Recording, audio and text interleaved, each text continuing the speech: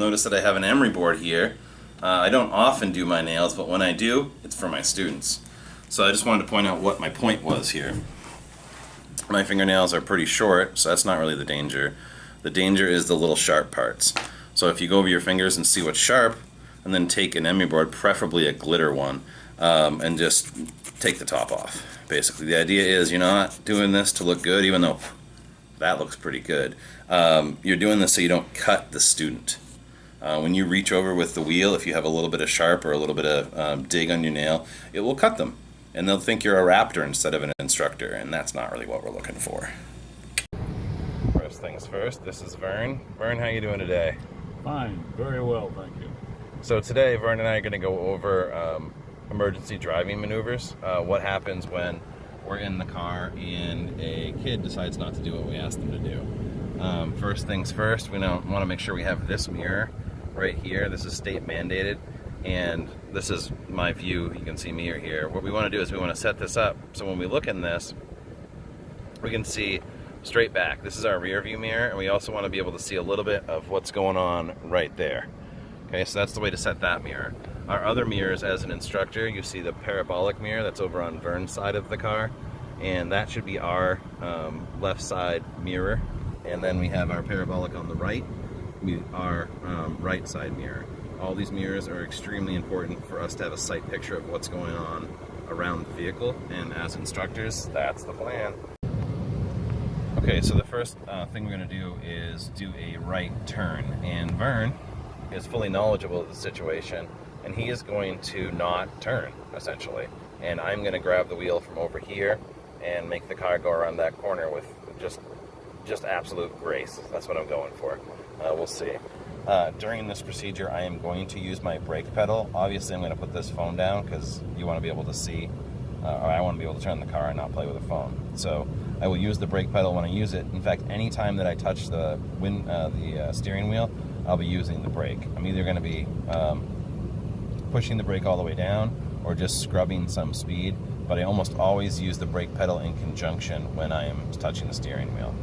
The less force we have going into whatever situation we're dealing with, the better outcome we will have. Vern, are you planning on doing anything exciting? So we're just... Only if asked. Only if asked, all right. So we're just driving down the road. I'm looking for lights to come on. I'm looking for wheels to move. And I'm scanning this whole parking lot as we go through it. This is the safest way to go through a parking lot, and that would be far away from the building.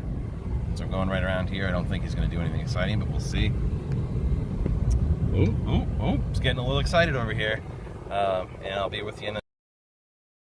You know, like, I guess they have one. Hopefully they'll use it. My foot's over the brake right now because I am not sure what's going to happen at this intersection. So as an instructor, my foot's over the brake. But if you're good to go and it's safe, go ahead and go.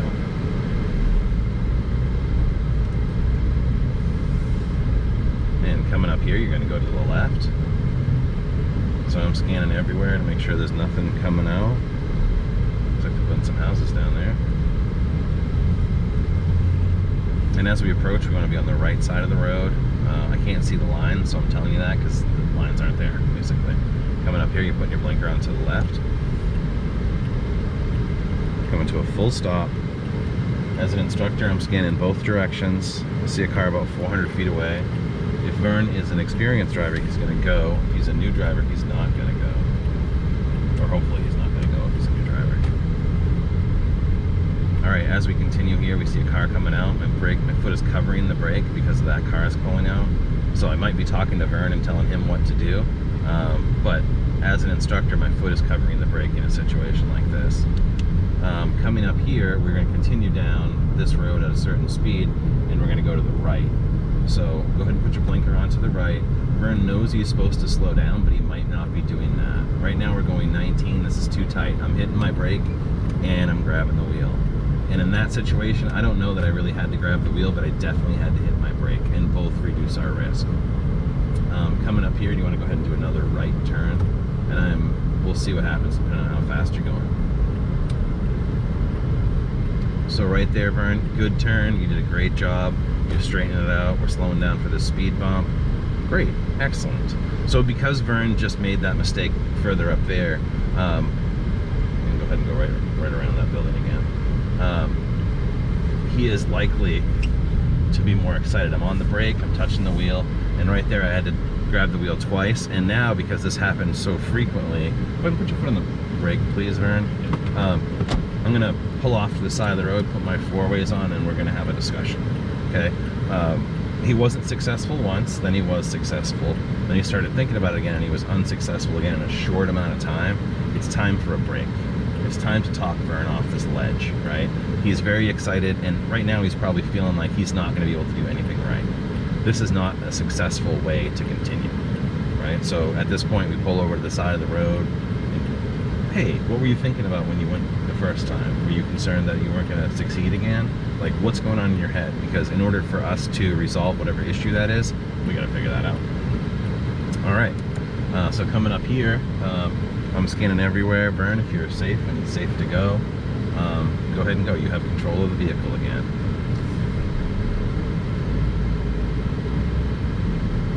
With you. I'm not going anywhere. I wonder if the brake thing slipped. Oh, it's in park. 2 driver's ed instructors don't know how to make a car move. Pretty good stuff.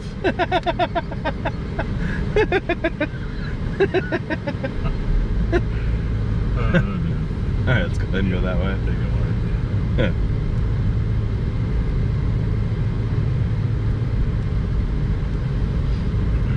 Okay, Vern's gonna go a little too fast around this corner to the left, and I'm just gonna let it happen. I've already looked around that corner, there's nothing there. I'm just gonna let it happen. He's within boundaries, right? But now it's a good time to say, okay, coming up here, Vern, we're gonna go to the left again. Did that feel a little too fast? Yeah, okay, so I got a little nervous there, Vern. Next time, if you could, please slow down. Please just go a little slower. And what's the best way to slow down? Take your foot off the gas. You know it, you know it. All right, let's go ahead and park in one of these spots and we can switch. And go ahead and put your blinker on. And as an instructor, I'm looking everywhere. Excellent.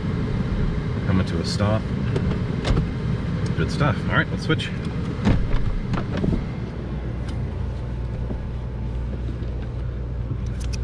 Now I can see both of us. I'd like to talk a little bit about using the brake pedal in conjunction with your body. So like where you're putting your body. We're driving down the road. Of course, we're still in a parked position. So for all of you on the film, we're not causing any danger. No mortal danger to anyone. Different situations call for different body placement. For example, if I was about to turn on left onto a street right here, it would behoove you, it would make sense for you to actually shift your weight a little bit like this, and go ahead and do that. And then when you want to take your right foot and put it in a position where you can hit the brake. So you're moving this way, so your sight picture is more easily behind you. And I'm talking about this, the window that's right behind me, right here. So from that sitting position, it's a lot easier to see behind than if you're sitting normally like that, okay? So if your student's gonna take a left turn, if you're approaching a rotary, positioning your body like that with your ability to put your right foot over the brake is helpful, because you'll be quicker on the draw. You'll be closer to being able to resolve that problem. Now, in what situation would you want your body to be faced left? If you're approaching something and the danger was from the right, that would be a normal position. So you'd want to move around a little bit. So this would normally be an acute angle corner. So a dumb corner, a corner that doesn't have very much visibility on your side, you would want to adjust it. In that situation, you'd want to use your other foot on the brake. So the idea being that when you position your body that way, using the brake with that foot's a little bit easier. All right, and then normal driving position when you're driving down the road, just regular. So the whole time you're driving, you are moving a little bit. Part of it makes your tuchus not fall asleep, and the other part of it is just to increase your sight picture so you have a better chance of being successful. Does that make sense?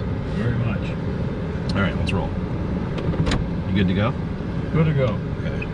Now, right now, I think your foot's actually on the brake a little bit. So, as far as normally, you don't have to have your foot on the brake. It's only when we get near situations that could be stressful. Okay, so let's go around the back of this building. And the idea here is I want to see you move your foot to the brake when you think something could happen. And just go ahead and verbally say out loud, covering the brake or something like that. Covering the brake. Okay, and I'm going to take a left here.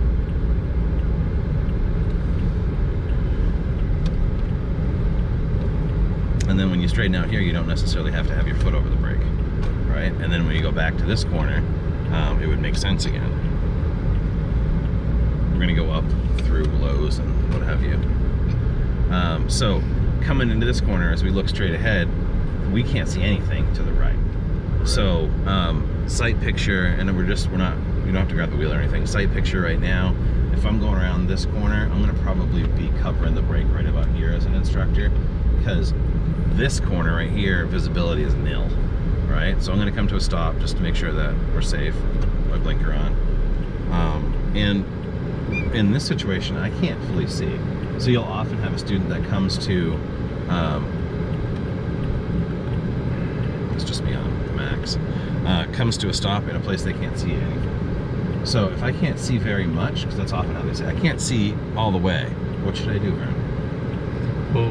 Pull ahead slowly until you can get a clear vision both ways. So you can see all the way. When it's safe, you make it see. Nice. Okay, I'm gonna keep my hands at 10 and 2. Actually, before we even do that, let's talk about what to do if a student won't allow you to grab the wheel. Did I talk to you about this yet? No. All right, so we're going straight down a road, and I'm just driving down the road, and you go to grab the wheel, like just to correct something. So go ahead and grab the wheel, just to like move it a little bit, like to, okay. But instead of me letting you do that, I just muckle onto it like that, okay?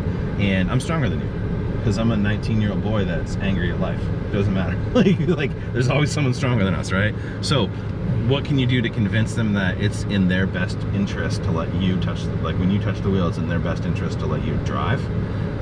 One of the things I do is, as they're continuing down the road, I said, hey, go ahead and ease up on the wheel a little bit. I want just palms and fingertips to be touching the wheel, and then go ahead and grab the bottom of the wheel and wiggle it a little bit, just a little, like back and forth, back and forth. And the idea here is like, listen, I'm Vern, I know what I'm doing, right?